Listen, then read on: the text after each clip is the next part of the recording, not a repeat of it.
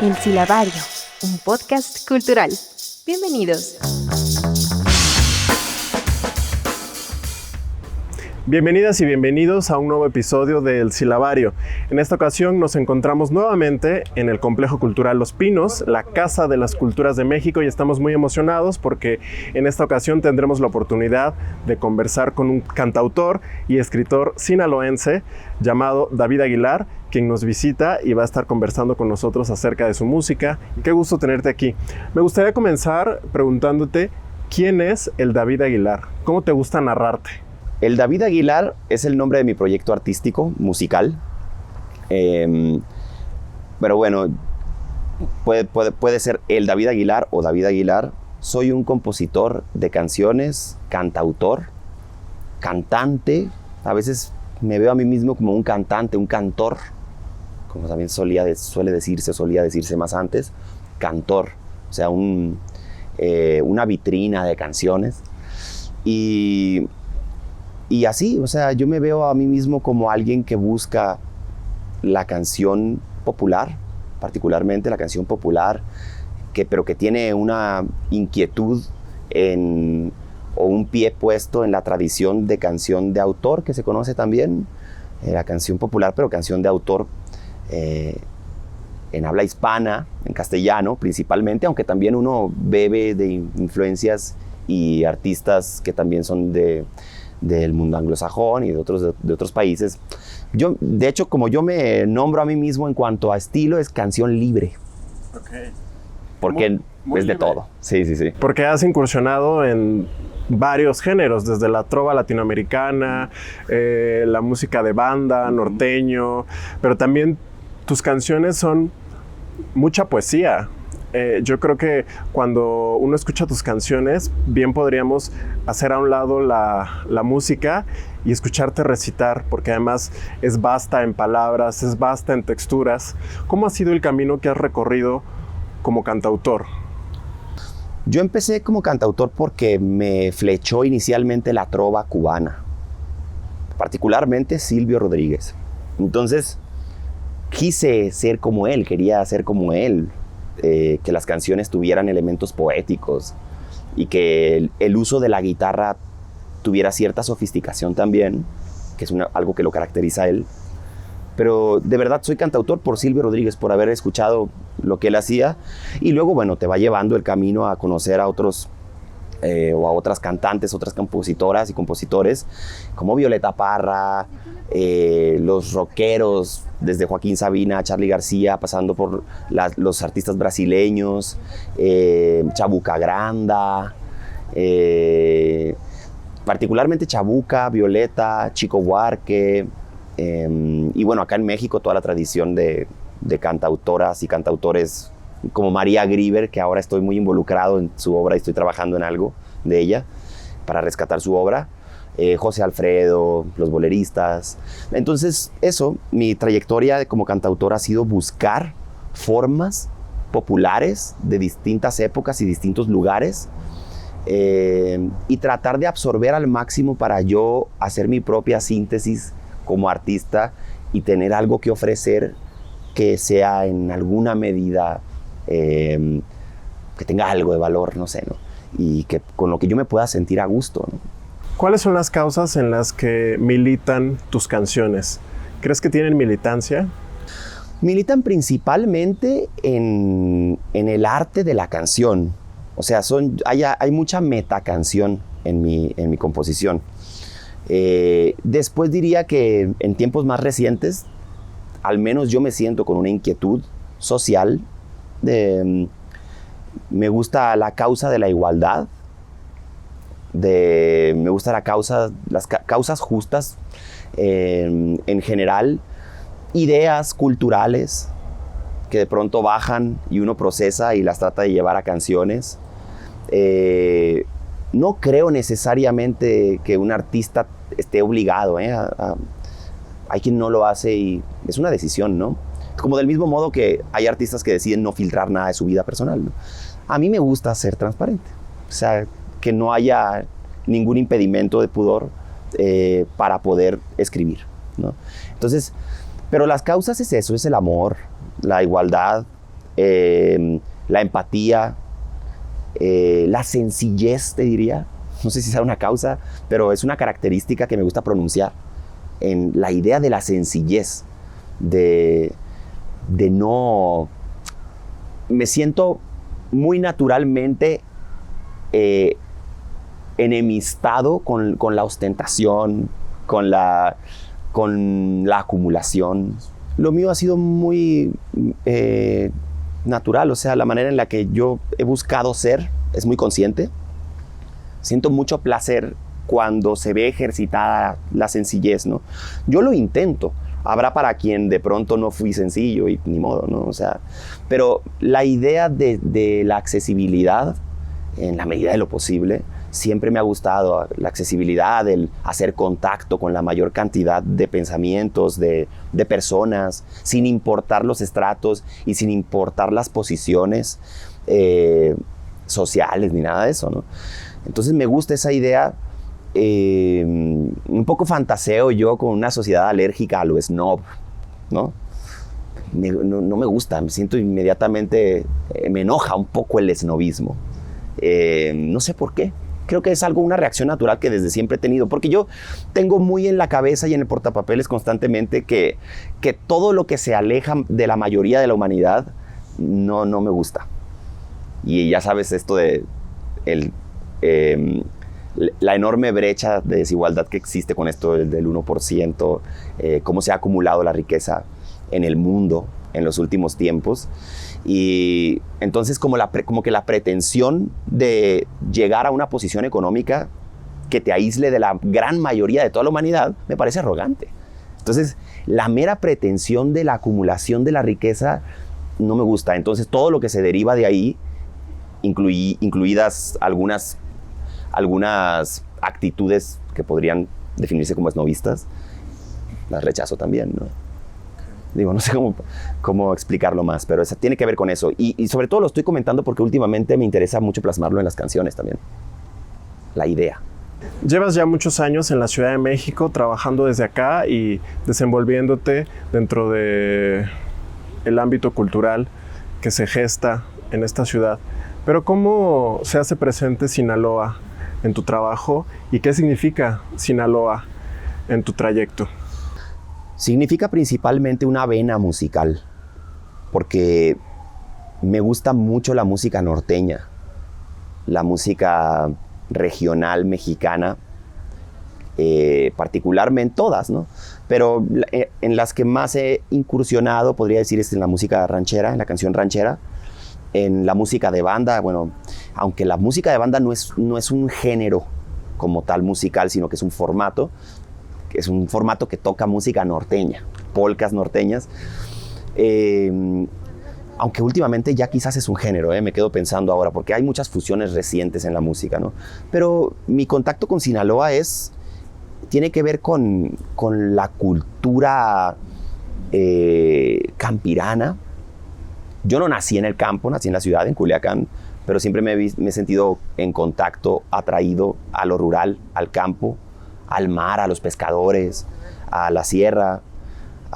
Ese es mi contacto, como una cosa casi más espiritual de alguna manera, ¿no? ¿Cuál consideras que es el estado actual de la escena musical a la que tú perteneces en México en este momento?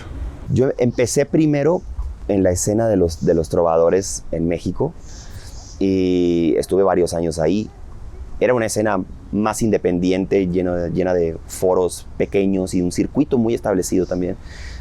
No me he alejado por completo, pero ahora empecé a tocar en otro tipo de festivales, en otro tipo de foros. Y entonces hoy en día me siento yo en la escena de los artistas que hacen canción folk, digamos. Esto que mucha gente le dice neo-folklore. O los cancionistas, las cancionistas, que es como la música un poco acústica que tiene que ver con la tradición de las canciones. Y yo creo que esa escena es bastante fértil. Hay mucha gente que está, digamos, trabajando en esta escena, en esta dimensión. Y considero que la Ciudad de México, además, es un poco la capital de la música independiente y de la música que tiene que ver con las canciones, con la búsqueda de un sonido en castellano. Aquí viene mucha gente de Sudamérica, de España, a vivir y a hacer base porque pues México a nivel industria musical es un país de flujo y siempre ha habido como mucho movimiento, ¿no? Entonces considero que está muy encendido. Bueno, ahorita en este preciso momento no, por la pandemia y eso, pero justo antes de que la pandemia estallara, la Ciudad de México yo la veía y todos la veíamos como el punto de ebullición del arte de la canción en castellano, así, ¿eh? Oye, ¿y qué retos crees que tendrá que enfrentar ahora la Ciudad de México cuando sea el momento de volver a los escenarios más de lleno? ¿Cómo podemos o cómo se puede contribuir a que esa escena reviva y que sea mejor también? Pues de entrada ya han estado ocurriendo aperturas de algunos espacios. Yo he visto a varios colegas que ya están tocando y teniendo presentaciones con los cuidados necesarios, todo esto de la sana distancia y el cubrebocas. Entonces poco a poco va arrancando. Yo me imagino que ojalá que de verdad ya esta pandemia empiece a debilitarse aquí, al menos en nuestro país y ojalá en todo el mundo, y que de la mano puedan restablecerse todos los ciclos de conciertos, pues para que se pueda continuar con esta ola de la que te hablaba, esta inercia que venía. Pero me imagino que tiene que ver con el control y con la extinción, ojalá en algún momento final, de la pandemia, ¿no? No se me ocurre de otra manera. ¿Y qué crítica le harías a esta inercia? O sea, ¿qué le hace falta, por ejemplo, para que cada vez más personas que están interesadas en cantar, en escribir, en hacer música, puedan hacerlo? No hay como caminos. A mí luego me preguntan, doy talleres de composición y hay quien me pregunta, ¿cómo se hace como para poco a poco dar a conocer tu música o tocar? ¿Qué consejos das? He escuchado tan variadas historias de cómo han pasado las cosas que de verdad cada quien tiene como un camino diferente, ¿no? Lo que sí creo es que en gran medida consiste en creer mucho en lo que haces, ¿no? Hay algo en cuanto a la autoestima, en mi opinión. Porque cuando uno cree mucho en lo que hace, empiezas a mover los mecanismos para darle naturalmente promoción a eso que estás haciendo, ¿no? De una manera que se sienta natural. ¿Qué es esto? Pues presentarte, tocar, grabar, colaborar. Y una cosa que creo que funciona mucho y que lo he visto recientemente en los grupos de cancionistas y en otros rubros del arte es la autogestión. Es ponerse de acuerdo con más colegas y armar grupos, armar foros, armar sedes, armar festivales, armar proyectos en conjunto. Como que es la congregación lo que también le da fuerza por individual y en grupo a los movimientos artísticos. Justo ahora estoy viendo eso, que eso está pasando en un grupo que se desprende de la Sociedad de Autores y Compositores Mexicana, que ellos imparten talleres. Entonces hay un par de generaciones que tomaron esos talleres y hoy se ven como un grupo. Y muchos de ellos son amigos míos. Hablemos ahora sobre afuerismos del interior. Se acaba de presentar este nuevo libro, tu primer libro. Cuéntanos, ¿cuáles son tus inquietudes en torno a la literatura y qué significa para ti esta primera edición? Mis inquietudes con la literatura vienen de tiempo atrás. Yo no había publicado ningún libro hasta hoy, que es mi primer material, pero vengo escribiendo desde hace tiempo. Yo fui tallerista de un poeta que admiro mucho, que se llama Ricardo Yáñez, en el 2003. Ya hace mucho, así inicié yo dentro de la poesía. Pero nunca había publicado porque estaba más concentrado en toda mi carrera de cantautor. Ahora recientemente tuve ganas de dar el paso, ¿no? Y me contactó una editorial joven que también va empezando, cosa que me gustó, porque la idea de tener una editorial mayor me hacía sentir extraño. Finalmente yo también voy empezando como escritor, si así se quiere ver. Y son estas redes de apoyo de las que hablas, ¿no? Sí. Y me siento muy bien. Este libro es un libro de frases que yo no me propuse construir el libro. estrictamente hablando, porque cuando menos pensé ya era el 2017 y tenía ya publicadas esas frases en Twitter, que se pierde en el feed finalmente, ¿no? No es una cosa a la que uno pueda acceder de vuelta con facilidad. Y por eso me decidí a reunir la mayor cantidad de aforismos o de epigramas o de frases o tweets, como le queramos decir, junto con la ayuda de mi editor, y hacer este libro que se llama Aforismos del Interior. ¿Y de qué tratan estos aforismos, estos tweets? ¿En qué se basaron para hacer la recolección o la edición de lo que iba a terminar en las páginas de este libro? Las frases surgieron en el cotidiano de manera muy natural, de manera muy, también diría, ¿cómo explicar? En una intimidad reflexiva. Porque lo que te hace la cantidad de caracteres posible es que empieces a pensar en síntesis. Y entonces tratas de mostrar o plasmar una idea, ¿no? Entonces, surgieron así en el cotidiano. Hay unas frases que son del 2009, 2010, cuando empecé yo en la plataforma, ¿no? Y van de humor, van de juegos de palabras, filosofando, observaciones de la vida, de la intimidad, cosas absurdas, cosas políticas, cosas sociales, cosas de enojo, cosas de festejo. Es de todo, hay de todo y son muy variados. Hay unos que son muy absurdos y son 280 frases las que conforman este libro. ¿Dónde se puede conseguir este libro? Lo van a poder encontrar en las principales librerías de la ciudad. También en algunas librerías de Guadalajara, de Monterrey, y sobre todo lo van a poder comprar en la página de la editorial, que es Olbios Editorial, y en Amazon, para el resto de Latinoamérica y para el mundo, por Amazon. Buenísimo. ¿Cómo consideras que es el México en el que vivimos hoy en día y cómo influye en tu proceso creativo? Pues yo concibo al México del 2021 como un país revolucionado, así lo siento yo, revolucionado, muy politizado, o por lo menos más politizado que antes, seguro, ¿no? Gente que jamás me imaginé que opinara de política, de pronto opina de política, ¿no? Cosa que me encanta, está buenísimo. Porque no me gusta el miedo que existía o sigue existiendo en gran medida en México con respecto a opinar de la política, ¿sabes? Aquí como que tenemos la cultura medio que de casa y familiar de no hables de política. Ay, no, ya, no hablen de esto y no se peleen y no sé qué. No, hay que hablar de política. Siento que en otros países está más normalizado eso y es cultura política, ¿no? Claro. Y creo que está pasando poco a poco. Hay más gente politizada, a más gente le interesa. La política también tiene que ver, creo yo, con que youtubers y gente de nuevos medios empezaron a abordar la política como eje de sus relativos programas, los podcasts y toda esta lluvia de nuevos programas que hay.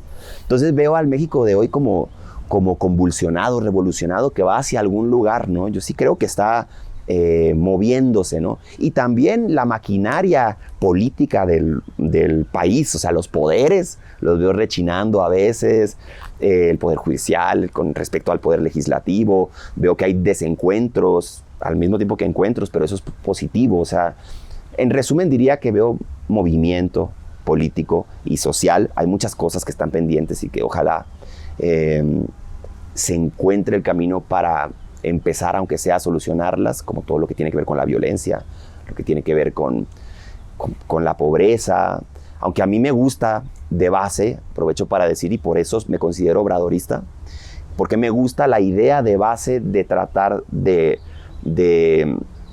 distribuir la riqueza en la medida de lo posible. Me encantan lo de los programas sociales, soy afín a ese tipo de políticas y me encanta el diálogo y la comunicación mediática que tiene el gobierno cotidiana. Creo que es parte de que precisamente el movimiento esté surgiendo, que esté tan politizada la gente y también necesitamos mucha tolerancia porque luego los puntos de fricción sociales empiezan a ser más intensos también. O sea, me refiero cuando se encuentran cuando hay opiniones antagónicas en la sociedad, quiero decir, personas que opinan diferente, eso tenemos que empezar de verdad aprender a ser tolerantes, ¿no? Porque por primera vez estamos teniendo este fenómeno tan a la mano de tener que discutir y dialogar tan abiertamente, quiero decir, ¿no? Sí, que es algo que, como ya explicaste, no pasaba y que hoy en este México, efectivamente, ya no tenemos que decir, no te metas con la política, ¿no? Ni todos los políticos son iguales, porque también esto ha sido una construcción que a lo largo del tiempo se ha hecho desde los medios, desde los propios partidos políticos, que nos hacen creer que como están tan lejos, porque sí, siempre han estado lejos, son temas en los que no debemos inmiscuirnos, ¿no? A mí me dicen todo el tiempo, de pronto cuando yo emito una opinión política, me dicen, cantando te ves más bonito, y ese tipo de comentarios, ¿no? Claro. Y dices, no puede ser que piensen así, ¿no? Todo el mundo debería opinar. O sea, es más, yo puedo opinar en mis canciones. Exacto. ¿Qué significa para ti la libertad? Algo con lo que hay que tener, por lo que hay que tener apego y cuidado al mismo tiempo. ¿Y qué significa el apego? Quiero decir que por apego, para mí la libertad hay que buscarla, pero no creo en la idea de la libertad por la libertad, así nada más, ¿no? Siento que es un simplismo verlo así, o sea, que es muy simple. Yo creo que la libertad se busca, pero la libertad no puede ir a costa de cualquier cosa, ¿no? ¿Cómo la vives tú? ¿Cuándo sientes que eres libre? Yo creo que soy libre porque no me pregunto si soy libre. Desde ahí, yo no me hago esa pregunta habitualmente. Supongo que alguien que no es libre cuestiona constantemente su libertad. No sé qué tanto la gente se cuestione si acaso es libre o no, ¿no? Yo soy libre, me siento libre en gran medida. Voy a decir algo que no sé si tenga razón, pero en gran medida sospecho que me siento libre porque me siento como mucha gente. Me siento afín a mucha gente. Y eso me da un norte de que la libertad perdida no la tengo, ¿no? En la disputa de la libertad por la igualdad, siempre vivo como en ese conflicto. O sea, no sé, siento que no pondría por sobre todas las cosas necesariamente a la libertad si la igualdad o la justicia están comprometidas. Eso es todo lo que quiero decir, ¿no? O sea, la libertad puede tener muchas instancias y nosotros podemos sentirnos libres, pero hay gente que podría, quizás, me lo pregunto, no sentirse libre con el tipo de vida, por ejemplo, como el que llevo yo, que solamente se sentiría libre si tuviera la oportunidad de viajar todo el tiempo por el mundo, si tuviera la oportunidad de comprarse lo que quiera todo el mundo, ¿sabes? Como un extraño reflejo de condicionar su propia libertad a las posibilidades que un mundo culturalmente instaló en nuestras cabezas, ¿no? Que tiene que ver con el consumo, con el viajar y con todo eso, ¿no?